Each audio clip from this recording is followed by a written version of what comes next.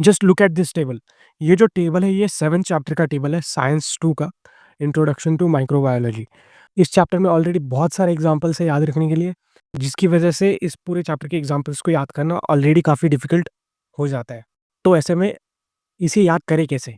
तो अब जो ये टेबल आपको सामने दिख रहा है, अगर आपकी पुरानी एडिशन है आपके पास तो वहाँ पर यहाँ पर शायद ऑर्गेनिक की जगह पर अमीनो एसिड हो सकता है।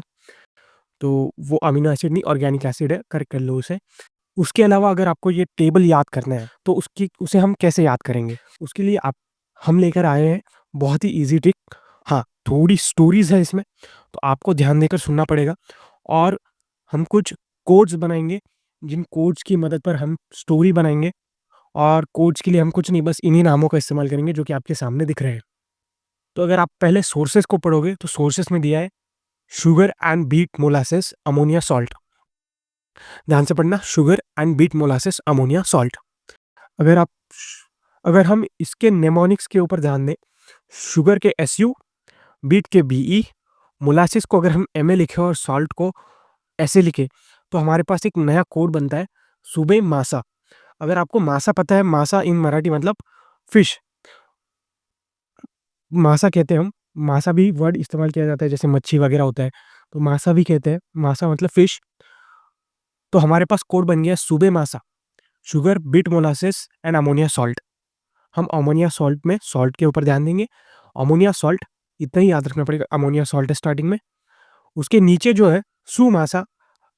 अब अगर ऊपर आपने याद कर लिया कि सु मतलब होता है sugar, SU for sugar, MA for molasses and salt के लिए ऐसे। तो सुबे मासा एंड सु मासा, इस तरह के हमारे पास 2 मासा बन गए, यानी कि 2 फिशेस आ गए हैं। सुबे मासा थोड़ा बड़ा मासा है, सु मासा थोड़ा छोटा मासा है, क्योंकि उसमें 2 लेटर्स एक्स्ट्रा है। तो सुबे मासा एंड सु मासा। Subemasa for sugar, beet molasses and ammonia salt. Sumasa for sugar, molasses and salt. उसके बाद अगर आपको पता होगा मासे का मतलब होता है फिशेस, और फिशेस जो है वो कोस्टल रीजन में काफ़ी ज़्यादा मिलते हैं। और कोस्टल रीजन में जो कम्युनिटी होती है उसे हम कोई कम्युनिटी कहते हैं। उसके नीचे अगर आप देखो ग्लूकोई, उसके नीचे आता है ग्लूकोई एंड माकोई। ऐसे 3 कोईज़ है, नीचे के 2 कोईज़ आइडेंटिकल है। ग्लूकोई, माकोई एंड माकोई। अब हमने ये कोड बनाए क्यों है, ये आपको थोड़ी देर में पता चल जाएगा, बट एक बार फिर से समझ लेते हैं इन कोड्स को तीनों को। ग्लूकोई for glucose and corn steep liquor का हो जाता है कोई, कॉर्न स्टिप लिकर को हम लिखेंगे कोई। सो कोई का मतलब है कॉर्न स्टिप लिकर, कोई का मतलब है कॉर्न स्टिप लिकर, कोई का मतलब है कॉर्न स्टिप लिकर। ग्लूकोई का हो गया ग्लूकोज कॉर्न स्टिप लिकर। माकोई का हो गया, हमें पता है माफर molasses, so molasses corn steep liquor, molasses corn steep liquor. Last में भी माकोई मोलासेस कॉन्स्टिप लिकर। एक बार फिर से रिवाइज कर लेते हैं। सुबह मासा का मतलब हो गया sugar, beet molasses and ammonia salt. सुमासा का मतलब हो गया शुगर, मोलासेस एंड सॉल्ट। ग्लूकोई का मतलब हो गया ग्लूकोज कॉन्स्टिप लिकर।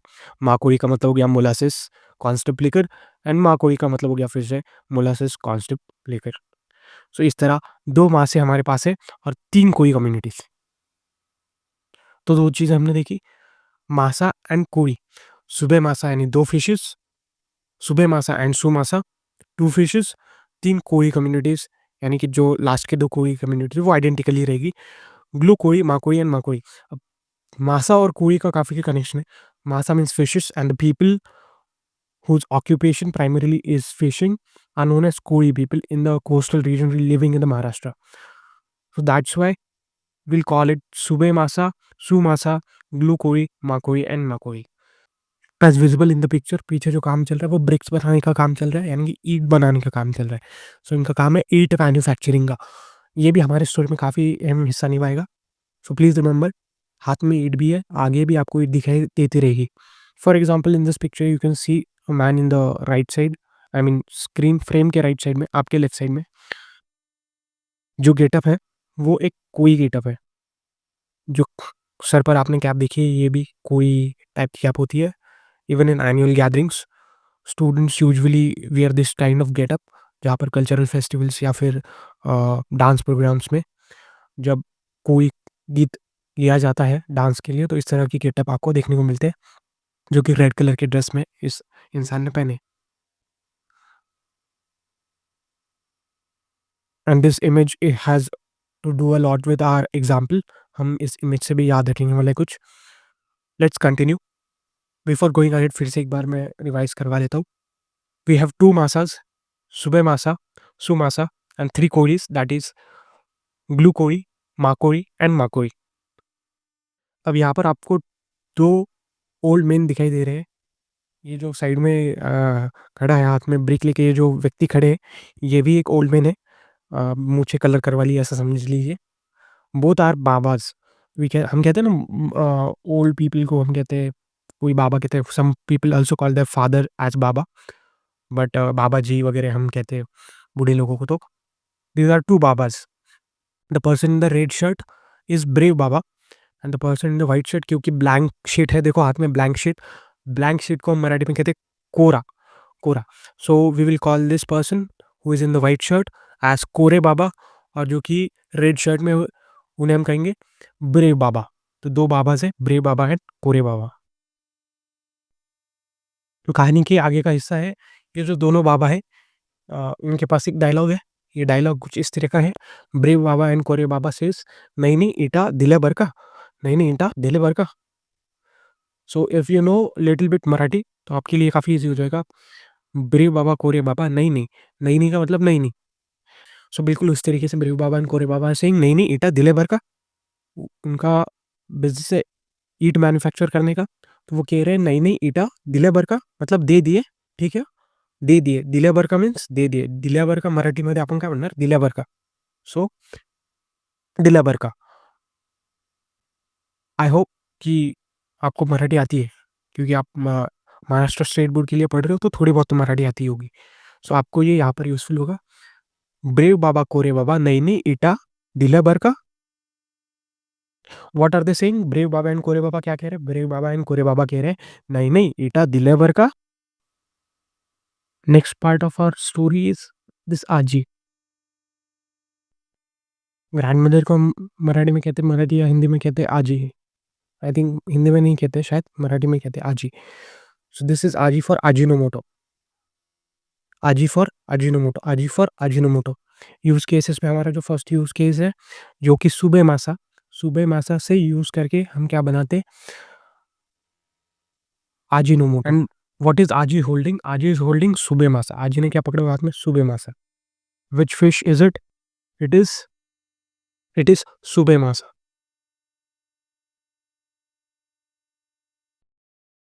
राइट में, सबसे राइट में टॉप कॉर्नर में दिख रही है आपको आजी, बिल्कुल। आजी क्या कर रही थी? आजी कुकिंग कर रही थी। आजी क्या कर रही थी? आजी सुबह मासा बनाएगी। ब्रेव बाबा और कोरे बाबा आए हुए हैं, ब्रेव बाबा और कोरे बाबा भी खाना खाएंगे। आजी सुबह मासा बना रही है, ब्रेव बाबा कोरे बाबा भी खाना खाएंगे। आजी सुबह मासा बनाने के बाद ब्रेव बाबा कोरे बाबा को सर्व करती है। उनका खाना हो जाता है। उनका खाना होने के बाद आजी सबको गुड़ देती है। आजी सबको स्वीट खिलाएगी। सबसे पहले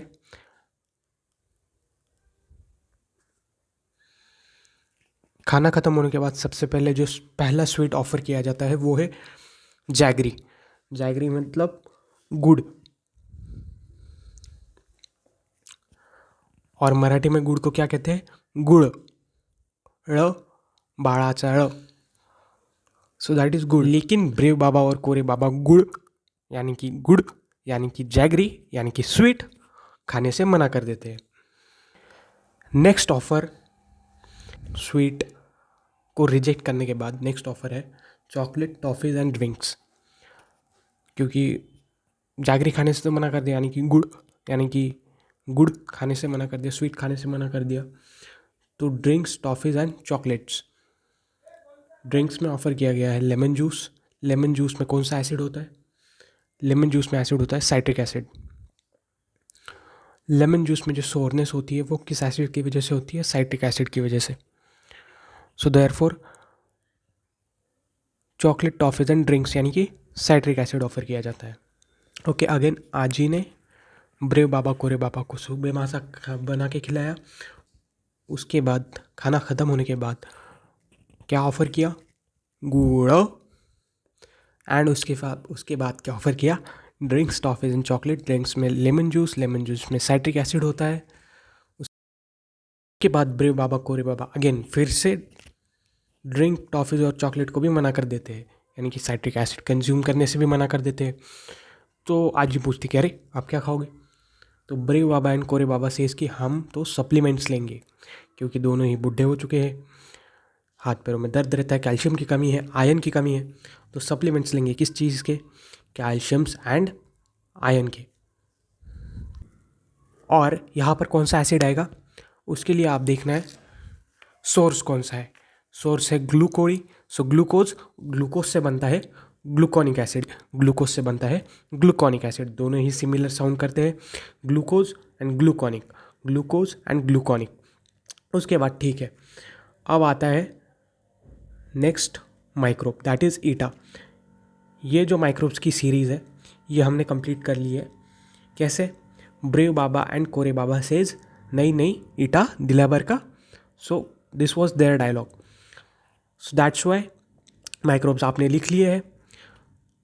उसके बाद आपने use case first, that is आजी। आजी ने सुबह मासा बना के खिलाया था ब्रेव बाबा को, कोरे बाबा को। सब खाना खत्म होने के बाद दिया, स्वीट ऑफ़र किया।